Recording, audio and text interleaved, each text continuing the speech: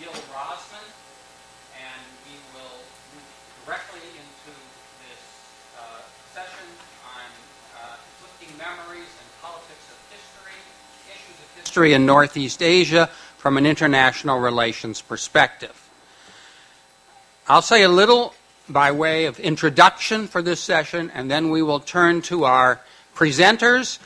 We have 4, and each will speak for 10 minutes. And then we will have 3 discussants, and they will speak for about 8 minutes each. And then we'll have time for a wider discussion among our group and questions from the audience. The first thing I want to say is talking about the historical memory issue in East Asia involving China, Japan, South Korea, and sometimes other countries sounds like a broken record. This is a frequent theme, comes up over and over again, and some may be asking, well, what are we going to say that's new? And some say, the less said, the better. If we stop talking about the issue, maybe it'll go away. Well, that is not our approach today. We think we have something new to say, and the organizers of this Peace Forum obviously have confidence in us and in this theme, and now we must make a strong case for why linking history and international relations is worth doing and important for trying to achieve better relations in this region.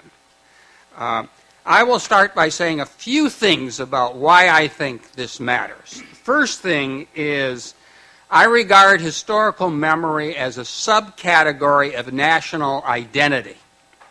And national identity changes, and it can be influenced by what goes on, including attitudes towards other countries.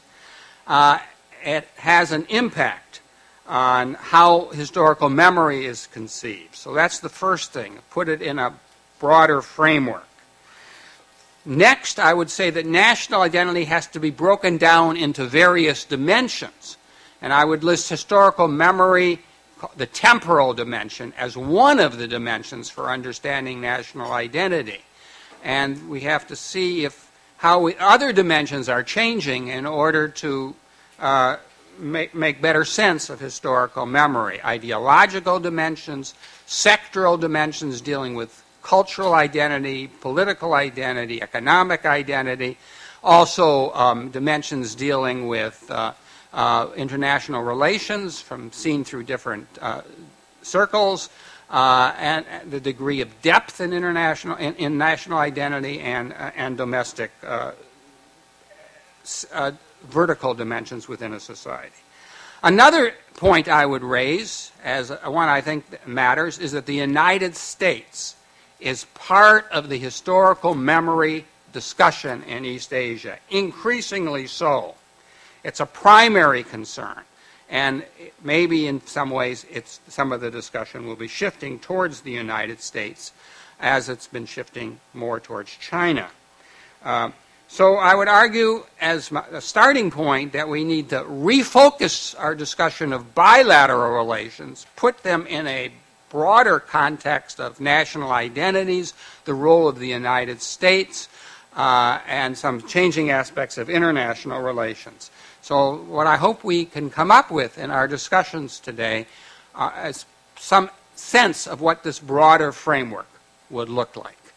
I start then by turning to our most historically oriented presenter. I will not introduce our speakers but beyond just saying who they are, but I'm very pleased that Donald Baker is here and will lead off our discussion. Okay. Thank you for introducing me. I am an historian, and I am going to talk about history wars, debates over history. And I'll begin by repeating something that the Nobel Peace Prize winner Elie Wiesel said about 2 months ago. He spoke at a former Nazi concentration camp and said, "Memory must bring people together rather than set them apart. Memory is here not to sow anger in our hearts, but on the contrary, a sense of solidarity with all those who need us. But unfortunately, memory, especially collective memories, don't always serve that purpose. They often provide grounds for argument, and I have personal experience with that. I teach an introduction to Asian history at my university, and I have students from China, Japan, Korea, Taiwan, many places, and often my students get angry at me because I teach a version of history that's different from what they heard from their parents and grandparents. Why do they become angry? Because that challenges their sense of identity. As we just heard, one aspect of your identity, both your personal identity and your national identity, is your history. And when I challenge the way they think the history should be told, my students become upset. And I've tried to come up with ideas to help them understand different ways of approaching history, and I'm going to introduce some of those ideas today. It seems to me particularly appropriate that we are meeting here in Jeju Island to talk about the impact of memory wars, history wars, on self and community identity. And many of you here are Koreans, so you probably know that Jeju had a particularly tragic history in the 1940s. Before the Korean War broke out, there was a civil war here on this island. Probably 1 out of every 10 inhabitants of Jeju Island died between 1948 and 1953. 30,000 people out of 300,000. It was Jeju Islander against Jeju Islander. How do you commemorate that kind of memory? Because both descendants of both sides still live here. They could not talk about it legally for 50 years. Only in shaman rituals was it discussed. Now they can talk about it. And yesterday, I went to a brand new museum, opened last year, called the April 3rd Museum. This episode began on April 3rd, 1948. And it was interesting. They managed to present the story of what happened in a way that both sides could come away saying, they've been relatively fair to us. It was a very difficult balancing act. If Jeju can do that, so can the rest of us. If within this island they can come to terms with the bitter past. Let me just stop a minute and give you one example how bitter it was. A few years ago, I was visiting Jeju, and I was in a village here and talking to a man my age, and I said to him, were you here in 1948? He said, yes.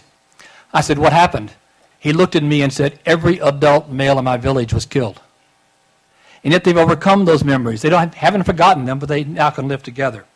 So, now, when I teach history, I find two areas that students want to argue about. My area is actually 18th, 19th century. They don't care about that. What they care about is ancient history and 20th century history. Those are the two areas I argue about. Ancient history, why? There is such little data that it's very easy for different sides to say the data supports them. Okay? And also I'll talk in a minute about anachronistic label being imposed. Modern history they argue about because they've heard things from their parents and grandparents. Okay? And how can I contradict what their parents and grandparents who lived through that period tell them? If I want to have a quiet class, I talk about medieval history. Nobody cares. And I should add that I have personal experience trying to deal with modern history because Koreans will know what I mean when I say I was in the city of Gwangju in May 1980 when there was a coup d'etat that killed, official figure 280, probably 1,000 unarmed civilians were killed in the city of Gwangju in 1980. And how do we talk about that incident? Okay. Now, I don't have much time, so let me look at ancient history first. Okay. The Japanese and the Koreans have often argued about the southeastern corner of Korea. Japanese have claimed sometimes that there was a Japanese political presence in the southeastern corner they call Mimana. That was one of their excuses for absorbing Korea into the Japanese empire at the beginning of the 20th century. Koreans argue, no way that was a Japanese political entity. It was a Korean confederation, now some say kingdom, called Kaya. Okay. So which was it? Was it Mimana or was it Kaya? Okay. Most Japanese now don't talk about Mimana much anymore, but you can go to Wikipedia and you'll still see Japanese saying that was Japanese territory. Let me suggest what I say to my students about resolving that. To talk about this Kaya region, which was absorbed into a Korean kingdom of Shilla in the 6th century. To talk about that as either Korean or Japanese 1,600 years ago appears to me to be anachronistic. There was no one Korea then, nor was there one Japan. It seems to me the people in southeastern Korea had much in common with peoples in southern Japan. Later on, the peoples in southeastern Korea became part of Korea. Their cousins in southern Japan became Japanese. That was later. To call them Koreans and Japanese 1,600 years ago is anachronistic. It's imposing contemporary labels on a past where it doesn't belong. If we can do that, then we can stop arguing about whether it was Korean or Japanese, because it was neither. Although we can admit Kaya became part of Korean history. What about the memory wars with Korea and China? We had a meeting at UBC, my university, British Columbia, last summer between Chinese, North Korean, and South Korean scholars to discuss an ancient kingdom called Goguryeo that went out of existence in the 7th century. Goguryeo governed territory that is mostly northeastern China now, but also the top third of the Korean peninsula. Koreans have claimed Goguryeo as Korean for millennia. In fact, one great Korean kingdom, Korea, took its name from Goguryeo. They simply dropped the middle syllable. And Koreans have had this, they talk about the 3 great kingdoms of Korea. Recently, the last couple of decades, some Chinese scholars have started saying, no, Goguryeo was Chinese. It's proof that China has always been a multicultural empire, that Goguryeo was only a local government. How do we resolve this problem? And these are not just abstract debates, by the way. I've seen magazines in South Korea saying, recover our homeland, meaning northeastern China. Okay? So how do you resolve this? Again, was there one Korean people 1,600 years ago? No. The people of Goguryeo engaged in wars with the other inhabitants of the peninsula for 3 centuries. They didn't see themselves as one people. So to call Goguryeo Korean is anachronistic. But to call it Chinese is equally anachronistic. The people of Goguryeo had their own kingdom. There's a reason why China built a great wall south of Goguryeo. Right? It was not part of China. It was an independent kingdom. And so we should realize that they were not Koreans or Chinese, and that allows us to recognize that Goguryeo has contributed a lot to contemporary Korean civilization and culture. Goguryeo is part of what Korean people are today. At the same time, since that part of Northeast Asia has been part of China for a while, they also contributed to what became modern China. So both countries can claim that area as part of their history without excluding the other. That overcomes the debates. So we try to get away from these anachronistic use of contemporary political and ethnic labels, and that will hopefully turn down the temperature in these arguments. Now, what about in the modern period? The modern period debates get much more heated, as I've said, first of all, because you have people relying on maybe their own experience or the experience of their parents and grandparents. That's one reason. Also, there's a tendency in the modern era to blur intentions and consequences. If something bad happened, the people who caused it to happen must have had evil intentions. And therefore, when you recognize an unfortunate event in history, you want to blame somebody. Okay? Let me give you 2 examples here.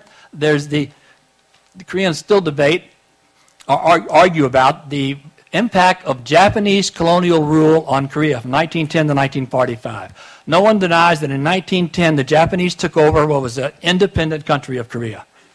In 1945, the Japanese were forced out. Korea was a much different country. It had modern schools, modern hospitals, modern roads, and so on.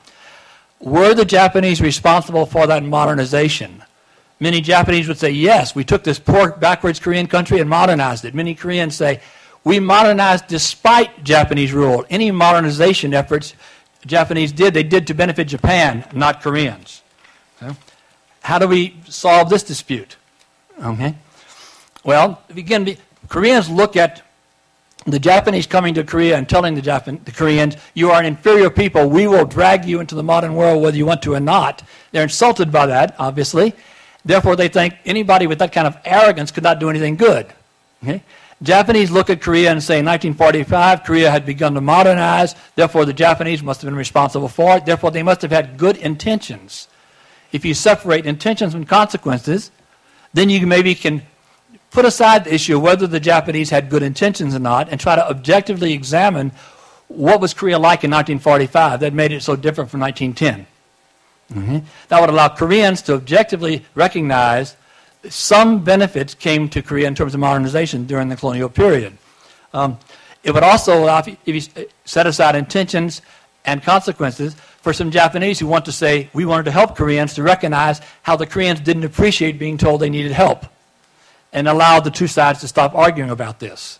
And this is a contemporary issue. Every time a Japanese politician say Koreans should be grateful, right, for what they did during the colonial period, Korea explodes in demonstrations.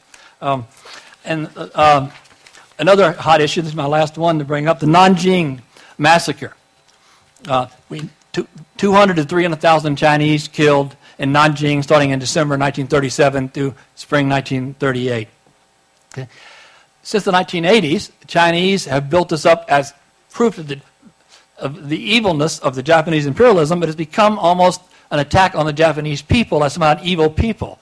Some right-wing Japanese have responded by saying, we were simply in China to promote greater East Asia co-prosperity, and there's no way with those good intentions we could have killed that many people.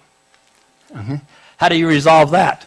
Well, you can recognize that whatever the intentions were of the Japanese, people were killed in huge numbers in Nanjing.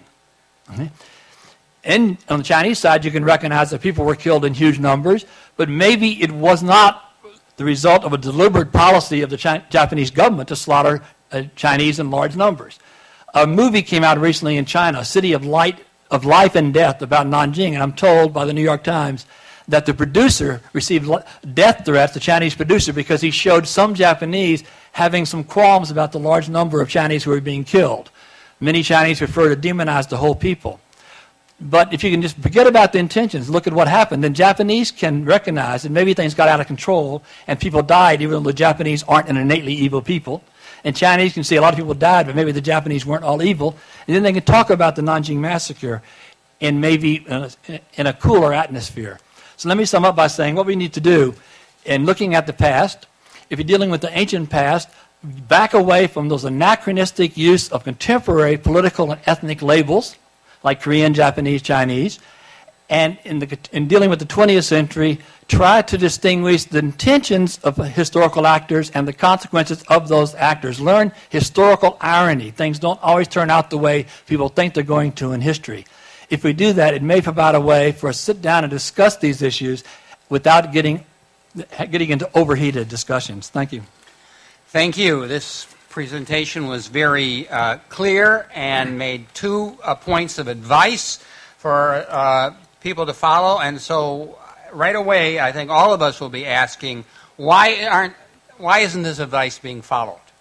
So what is holding it up? And is it governments that don't want to follow this kind of advice? Or is it academics who deal with these history issues? And if academics want to follow the advice, does governments let them or public opinion let them? So I hope we'll go further into depth in understanding what is the hang-up here.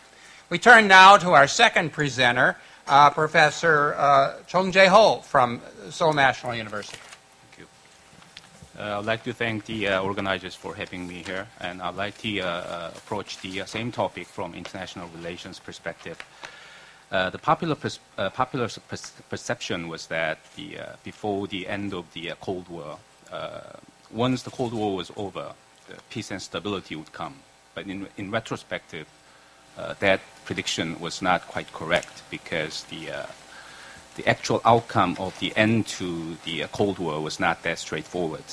That is to say, although ideological confrontation has pretty much faded away, the world is now facing, once again, the traditional sources of interstate conflict, namely territorial, religious, and ethnic conflicts.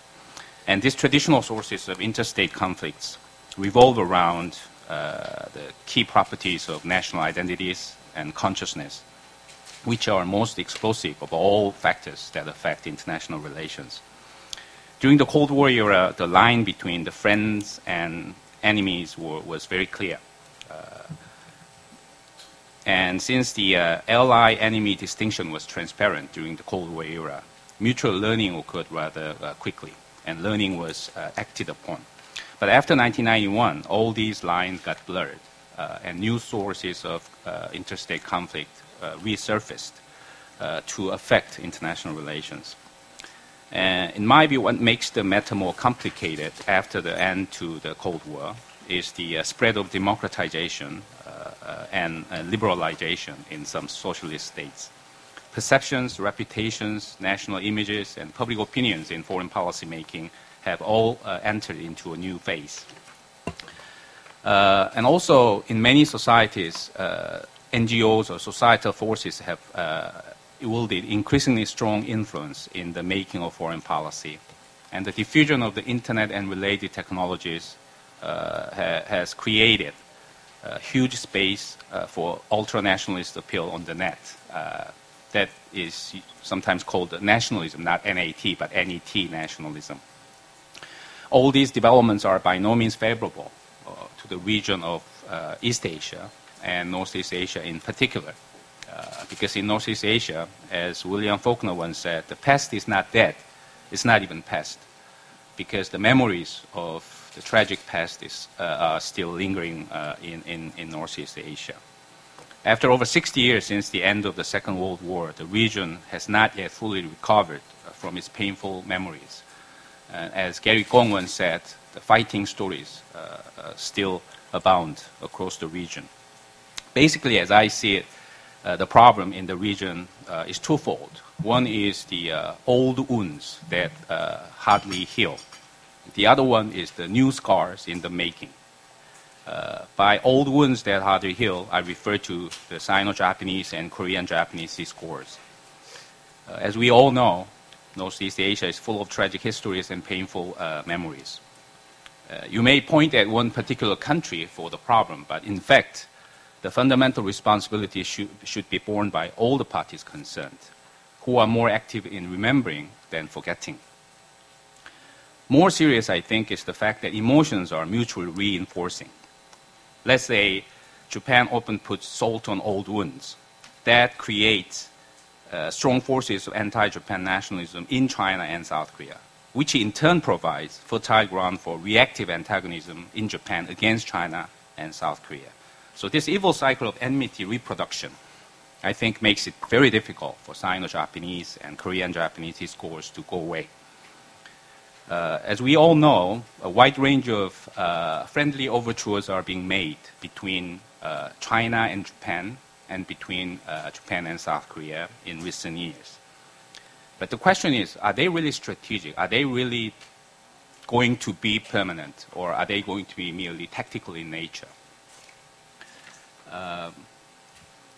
That question is important because the strategic matrix in North Asia is evolving. That is to say, if the strategic matrix in Northeast Asia were to be restructured as a sort of confrontational one between the maritime coalition versus continental coalition, then I would say there would be very little room, if any, available for genuine reconciliation. In the long run, despite China's expectations and wishes, uncertainties associated with the rise of China, or the future of China, are bound to exacerbate China's ties with Japan as well as with South Korea. Let me talk a little bit about the new scars in the making.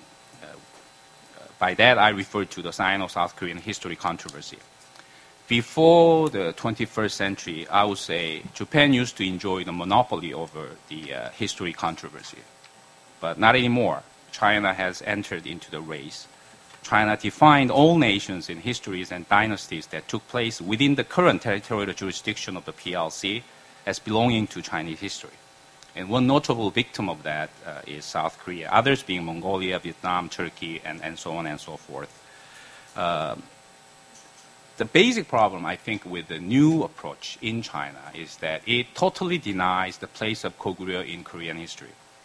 There are basically three schools of thought in China regarding Goguryeo, but the most recent one, the third school, which is often called the Northeast School, totally denies the place of Goguryeo in Korean history. I think that is very wrong. Of course, as Professor Baker mentioned, 1400 years ago, there was no one Korean nation But that doesn't mean that that area belongs to China. So I guess the second school of thought in China, which is usually one history, dual use school, makes sense, although I'm not sure whether ultra-nationalist Korean historians will accept it. But there is room for reconciliation, but that is not going to happen. And also, even if the Northeast Project began as a purely scholarly project, as Chinese claim, the possibility of the Chinese government exploiting this new window of opportunity cannot be totally precluded. So I would say if there are genuine NGOs in China or conscientious scholars in China who still believe there must be room for Korea in Korean history, that voice should be heard. So when it comes to regional integration and regionalism, people are always reminded of the experiences of Europe and Southeast Asia, but not Northeast Asia.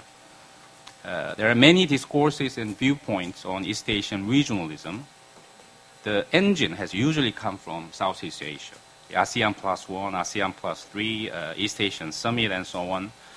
But in fact, Northeast Asia, that is China, Japan, South Korea, has been sort of bandwagoning with Southeast Asia under the convenient banner of non-traditional security. But given the old wounds and new scars in the making, particularly associated with the history issue, Northeast Asia, in my view, is not well positioned to come out of this long stalemate, some interesting recent overtures notwithstanding. In this region, I think history has repeatedly shown the identity-related issue are the most explosive of all. The demise of the Cold War put these traditional issues on the forefront, introducing the most destabilizing factors to world politics. The issues of free trade agreements, so many countries and so many business communities are yearning for, did not work. Not only because of the inherent economic reasons, but also because of these history-related political problems. In conclusion, if the past century is any practical guide, Sino-Japanese rivalry is here to stay, unfortunately, and little can be done to eliminate or fundamentally eradicate the root of the problem, that is mutual suspicion between the two giants. The fundamental security dilemma of the region is not likely to evaporate, in my view. The clash of historiographies and other security-related dilemmas, such as the rise of China and the North Korean problem, will add to the uncertain regional order under formation in Northeast Asia. In my view, although NGOs or conscientious scholarship is important, but most important, I would say, is a political determination and regional leadership. Only with those two, I think this daunting challenge can be overcome. But such leadership, equipped with determination, comes only at a premium, and it's very hard to come by. I know it is customary to provide an optimistic note in this kind of occasion, but overall, my tone was cautiously pessimistic. Then again, I will be happy to be proven wrong. Thank you. Thank you very much. Now we've had a hopeful discussion of two ideas for bridging differences and a less hopeful explanation of how international relations may be driving national identities and history discussions into even more negative ground. And in this discussion, we've heard of the shift, really, from Japan as the focus of the old wounds to China as the source of new scars. We also have heard that we have political leadership sometimes having at least as much impact as forces, the NGOs and the forces from below, the democratization that also were explained as important in driving some of the shifts we are observing. There's a lot of food for thought, and I hope we have a lively discussion to follow. We turn now to our third presenter, Professor Soya Yoshida from Keio University. Thank you, Gil. I'd like to thank the Jeju Peace Forum organizers for inviting me back to this very extensive three-day discussion this year. When I got the invitation this year, I hesitated a bit, largely because of the subject, but not because of the reasons, which used to be the case for a Japanese to appear in this kind of forum.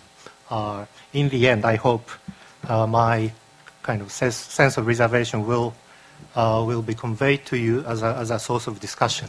I will try to be as blunt as possible and provocative, perhaps, but again, in a very different way than what is considered to be provocative coming from a Japanese mouth.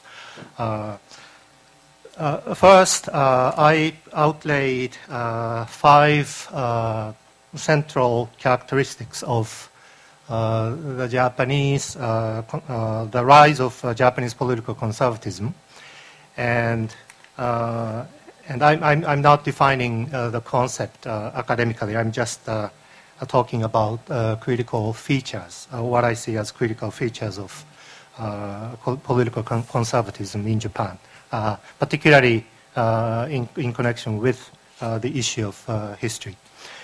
And my kind of central point, number one, is basic motives or emotional urges of those who make these conservative arguments in Japan are largely domestic. Basically, inward comes from domestic, their definitions of domestic issues. And not much implication as far as their arguments per se are concerned for Japan's foreign policy options. And so this is maybe one of the difficult gaps which exist between Japan and the outside observers when it comes to this issue, because there is a strong tendency to interpret the nature of changes happening today as well as the future direction of Japanese foreign policies just straight out of their discourses. And this linear projection of possible future of Japan from their arguments, I think, is a non-starter as an analysis of Japan, as an analysis of the nature of political conservatism in Japan. So maybe that's the second point, which I'd like to stress toward the end of my presentation. So implications of that for international relations in East Asia would be, to the extent Japanese politics becoming hostage to the rise of political conservatism, Japan will perhaps remain largely irrelevant, if not a source of instability or anything of that sort. And so that leads me to the final point which I like to make, is what is then a possible way out of this situation from Japanese point of view. And firstly,